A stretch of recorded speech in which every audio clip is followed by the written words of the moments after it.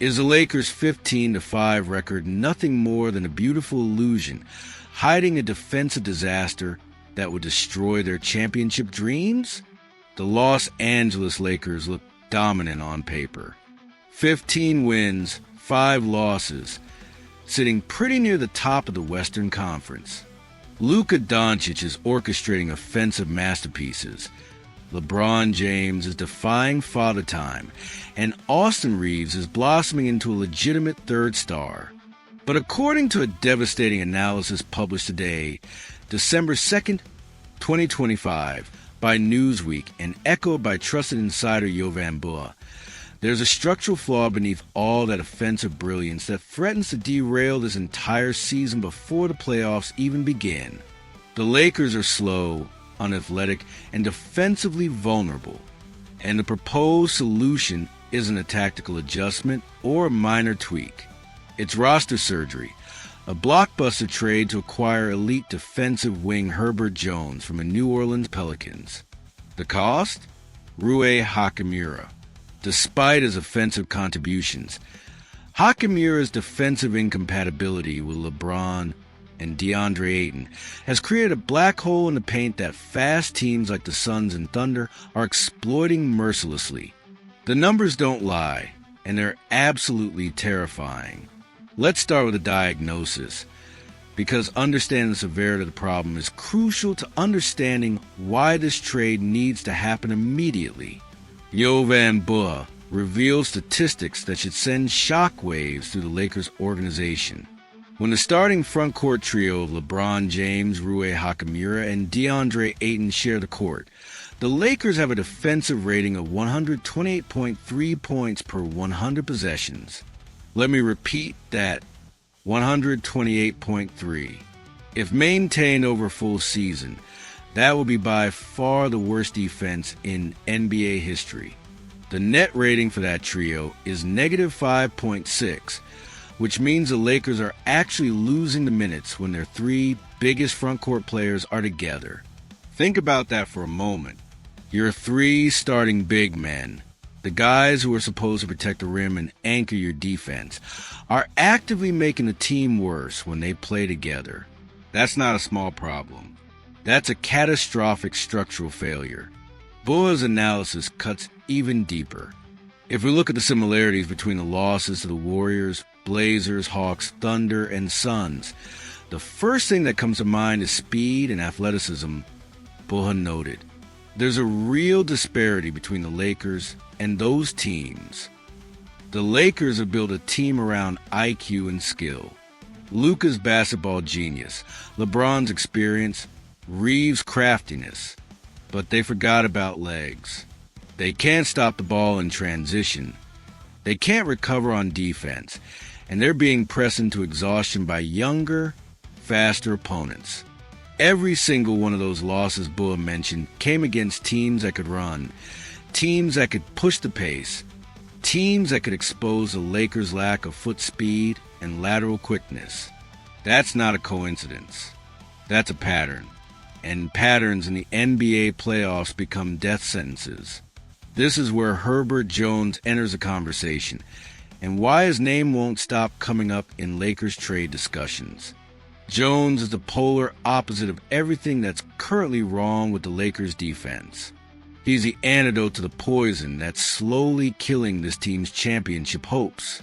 Jones is what scouts call a combo forward defender, meaning he can legitimately guard positions 1 through 4 at an elite level. He has the foot speed to chase Shai Gilgeous-Alexander around screens on the perimeter and the length and strength to bother Kevin Durant in the post. That kind of versatility is incredibly rare and incredibly valuable, especially in playoff basketball, where matchups determine series outcomes. But it's not just versatility. Jones brings elite athleticism, the kind of controlled chaos that generates turnovers and sparks fast breaks. His ability to disrupt passing lanes and run the floor would inject the speed that Buha says is desperately missing from this Lakers roster. Imagine Jones getting a steal and pushing the ball himself, or filling lanes on Luka-led fast breaks. That's the kind of dynamic defensive playmaking the Lakers simply don't have right now. And here's the beautiful part about Jones from a fit perspective. He doesn't need the ball. He's a smart cutter, a capable corner three-point shooter, and someone who understands his role perfectly. Most importantly, he would take on the toughest defensive assignment every single night, allowing Luka, who carries the entire offensive load, and LeBron, who's 40 years old, to conserve energy. That's not just a luxury. That's a necessity for a team with championship aspirations. So, how does the trade actually work? What would it cost to bring Herbert Jones to Los Angeles? The proposed deal is painful, but financially necessary. The Lakers would send out Rui Hachimura and his expiring contract worth $18.3 million. In return, they'd receive Herbert Jones, whose salary is in the $13 to $14 million range, which is easily absorbable under the salary cap rules. Why does this work for both sides? For the Lakers, Hachimura has become redundant. He's a scorer who doesn't defend well and doesn't pass the ball. On a team where Luka and LeBron control the offense, the Lakers need specialists, not inefficient volume scorers who are liabilities on defense. Hachimura's skill set, while valuable in a vacuum, simply doesn't fit what this team needs to win a championship. For the Pelicans, if they decide to sell, Hachimura represents offensive talent that could flourish with more touches in a different system. And his expiring contract offers immediate financial flexibility, something New Orleans values highly as they navigate their own roster construction challenges. It's a deal that makes sense for both organizations, which is rare in blockbuster trade discussions. But there's another layer to this that makes the timing absolutely critical. The Newsweek article raises a crucial point about leverage and free agency. LeBron James, Rui Hachimura, and DeAndre Ayton, who has a player option, can all test free agency next summer. That means all three players could hit the open market, which would severely damage LA's leverage when trying to move any of them via trade.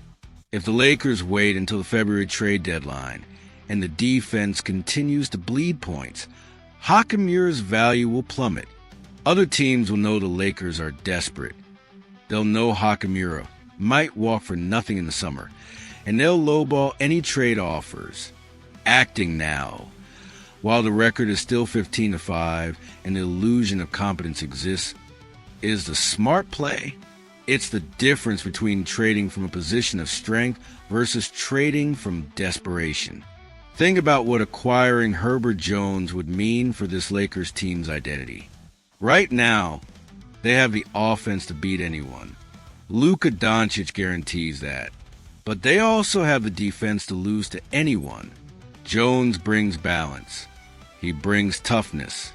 He brings the ability to win ugly games in the playoffs when shots aren't falling, and you need stops on 5 consecutive possessions to close out a game.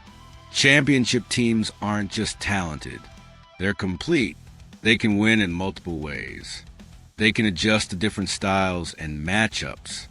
Right now, the Lakers are one-dimensional. They can outscore you, but they can't stop you. Jones changes that equation fundamentally.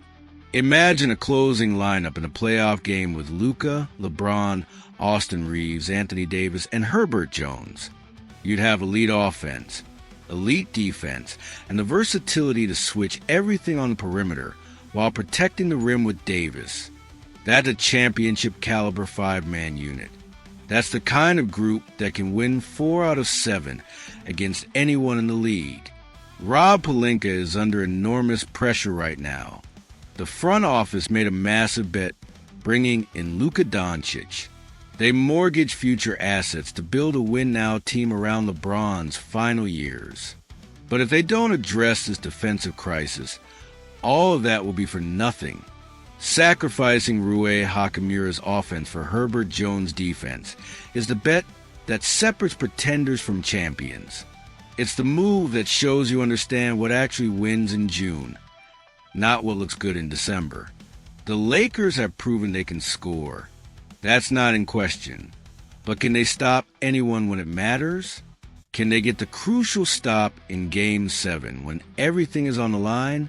Right now, the answer is no. With Herbert Jones, the answer becomes yes. That's the difference between another disappointing playoff exit and banner number 18 hanging in the rafters. What do you think, Lakers Nation? Is Herbert Jones a defensive savior this team desperately needs? Should Pelinka pull the trigger on this trade and sacrifice Rui Hachimura's offense for elite defense? Drop your thoughts in the comments below and smash that like button if you want to see Herb Jones in purple and gold.